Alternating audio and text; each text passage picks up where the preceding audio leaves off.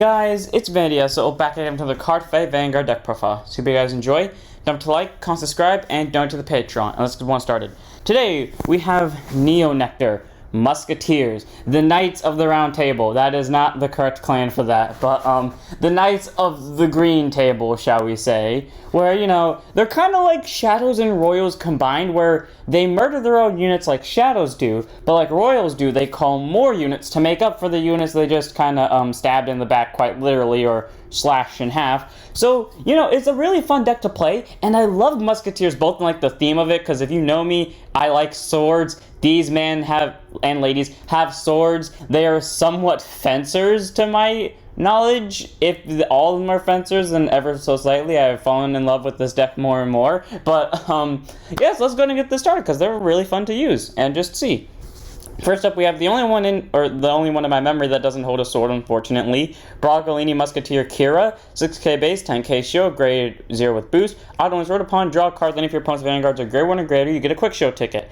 If, to my memory, nothing in this deck requires... No, there are actually a lot of cards in this deck that require Musketeers. And your main grade 3 can send Musketeers back to deck. So, it is somewhat a good... This is one of the times where it is actually a good idea to run a specific starter over everyone else, even if they all have the same skill, because it gives you a different benefit, like how you would run Battle Razor in any Razor build, because high-powered Razor can call it out of Soul, and the new Raptor Razor can call it out of Soul, so, like, there's reasons to do it there. And then Kirah, while she doesn't have the best ability, and she only activates when she's rode upon, you know, half your deck calls Musketeers and your main grade 3 can send it back, so it's just a thing to consider. And I like her because she's also a Musketeer, but I do just like her in general, so Kirah's our starter.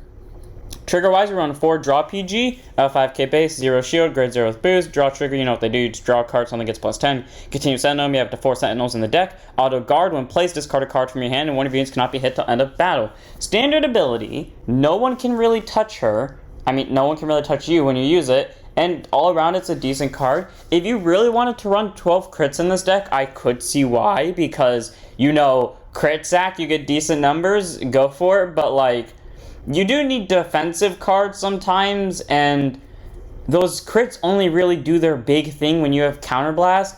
And if a smart enough player can just, you know, take advantage of that and then screw over your guarding, even if you do run the one Sentinel with the 30k shield, Milas, I think its name is. I choose the draw PG, you know, for those big guards, and it does fill up your hand quicker than the critical would. So 4 draw PG, but if you want to go for the crit, I can see why. 8 crit in Night Queen Musketeer Daniel and Chestnut Bullet. By the way, this is the one deck, to my knowledge, in general, that can send triggers back. So, your trigger lineup does actually matter in this case. That's just a point to be clear of. And then the heal trigger, which is Watering Elf. I've said it before, I've said it multiple times. Heal Guardians. No. 5k less shield, 10k base. While that is technically better, they don't have boost, which means they're a waste to the front row, especially in a non-Excel deck. And while they do have a good ability when placed on guard circle, that only works when you're not at grade 3. And, well, when you haven't ridden to grade 3, and when you also have 0 damage when it's placed, and then that's pretty much it. So, heal, in this case, this one's better, especially when you can send triggers back to deck, and you gotta really think about the long game effect. So, having the heal with a better shield will help you out in the long run. On to our main units. Normal units, actually. We have Anthurium, Musketeer, Gastone. By the way, everything in this deck is a Musketeer, so if you want to make a drinking game out of this, take a shot every time I say Musketeers, because we're going to do it a lot. Anyways, Gastone, 8k base, 10k power... 8k base, 10k shield, grade 1 with boost, continuous rear, during the turn it was placed from deck, it gets plus 10k. Okay.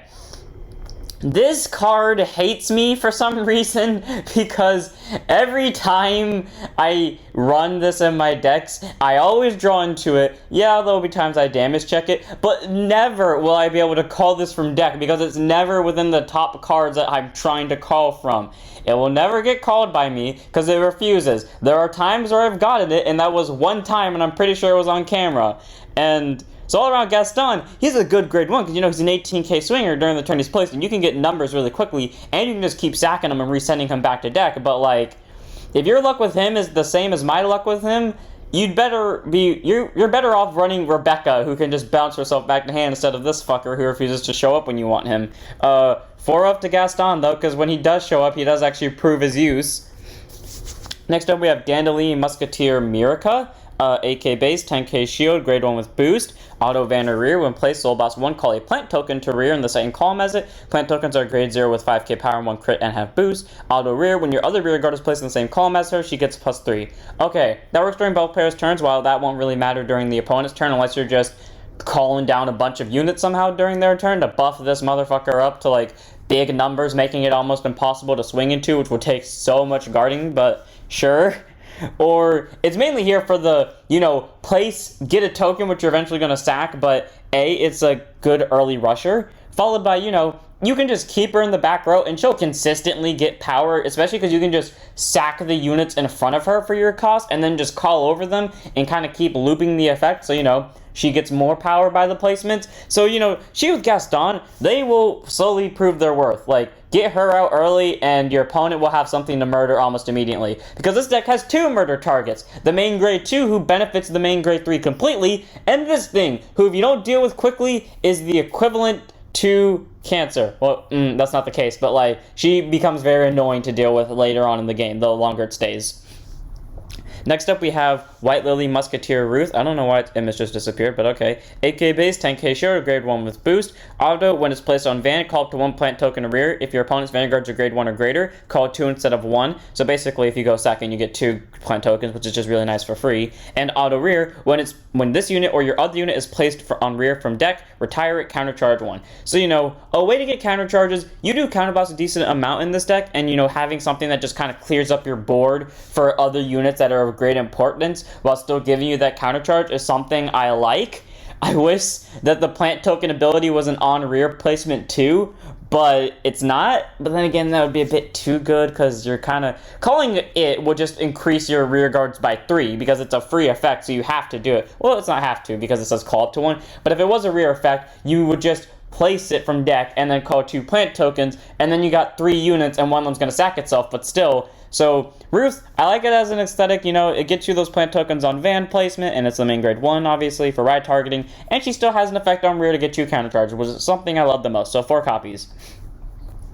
2 copies of Lily of the Valley Musketeer Kaivant, our first grade 2, 10k base, 5k shield, grade 2 with intercept. Auto rear, when it's placed, this unit gets plus 5 until end of turn for each of your grade 0 rear guards. Okay, none of this deck is mainly focused on plant tokens. 2 of these cards, wait, let me just make sure. 3 of these cards, I think, only 3 of them call plant tokens. And this is the only card that is support for those plant tokens. So, it's not really meant to be the card you constantly call. Like, you normally use the plant tokens for sacking fodder, especially if you go my way. You're not keeping those things on the board for longer than a turn. But, Kaivant is in the scenario where you're losing or where like you have just a bunch of plant tokens and you know what's in your deck and you don't have like a lot of normal units you want to call because most of them are triggers. So you just call down Kaivant to get a big ass number and then you swing with Kaivant for game. Because at this point you probably placed the Force 2 on the rear guard. Speaking of which, always place the Force 2s on the rear guard first, just in case this becomes a relevant thing. Kaivant, he will show you why he's here if you need him. 2 copies, use him wisely. Don't do it stupidly. 3 copies of the other card that can call plant tokens. Pansy, Musketeer, Sylvia, 10k base, 5k shield, grade 2 with intercept. Auto Van, when placed, you may call a plant token to rear, and they're just 0k, they're 0 grade, 5k power, crit 1 and half boost. Yeah, just on place, get a plant token. Nothing too special about it. It's a way to fill up the board, especially when you call it from deck, so you're getting 2 units at once, and it's a way to buff up Kaivant if you really need to go rely on him. 3 copies. 4 copies of Pansy, Musketeer, Toure. The one who I've become to use the most when I first played Musketeers to the one I now use the least. 10k base, 5k shield, grade 2 with intercept. Auto Vanner rear, when placed, counterblast 1, retire rear guard. Look at top 3, call exactly 2 Musketeers from among them, or any 1 card from among them to rear and put the rest on bottom.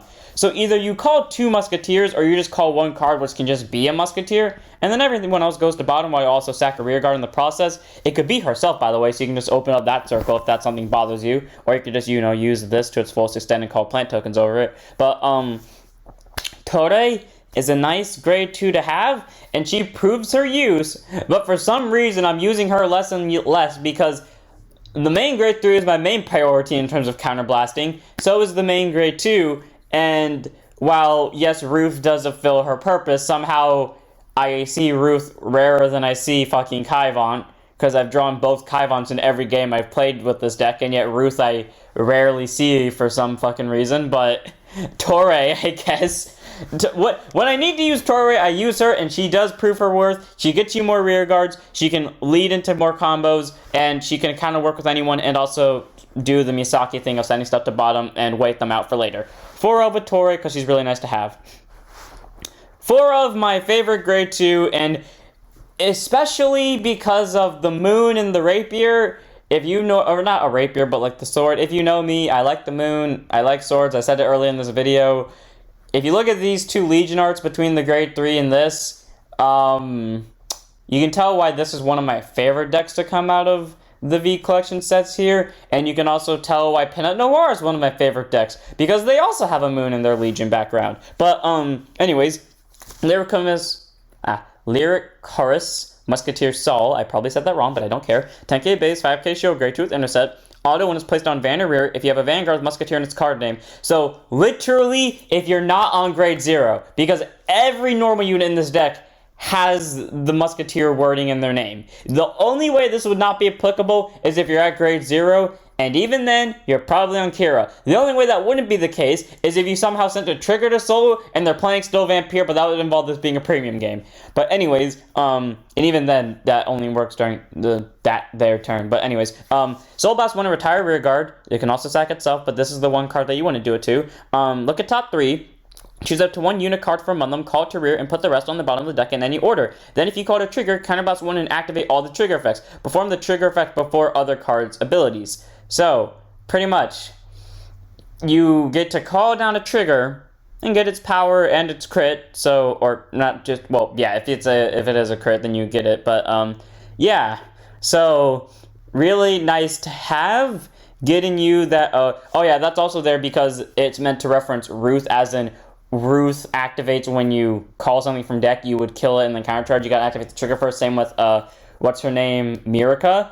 So, you know, Saul gets you abilities to activate triggers. I find it funny how the 2 grade 3s that are the ones that focus on sword kind of mirror each other in the fact that they both have swords, which is not a minuscule fact, but they both have a moon in their background, which is also a minuscule fact. If you think about it, they are technically the same nation if we go into D, because they're both a part of Stoicheia, and finally, both of them have effects that are related to triggers.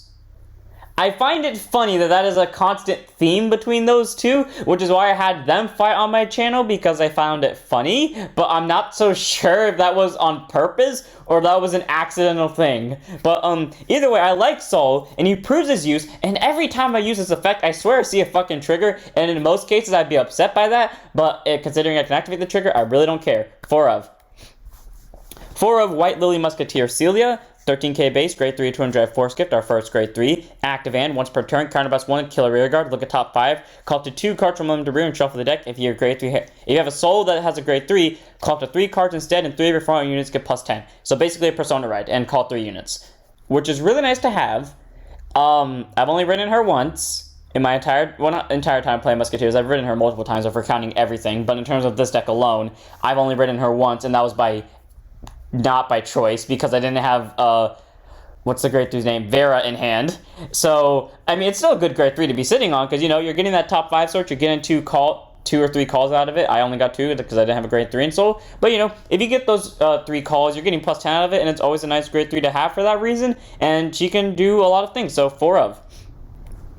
And now we have our last grade 3 in our main unit, and our last unit in general. The boy, the legend, the myth himself, or herself, can't confirm the genders, Lycoris, Musketeer, Veta. 13k base, grade 3, 200 force gift, and don't tell me that's not a fucking rapier. Right now, I refuse to believe that that's a rapier. I love this card with a living passion, solely because of the moon and the rapier and its Legion art, and if I wasn't so lazy, I would probably quickly line them up for us. But, act once per turn, counterblast. You know, fucking I am gonna do it because I just want to see it again.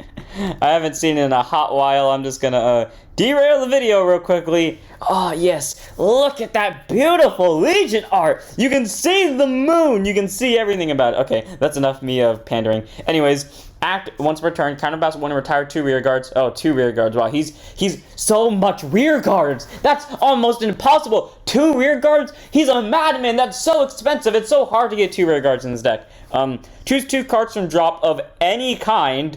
Doesn't specify. You can just send triggers back if you really wanted to.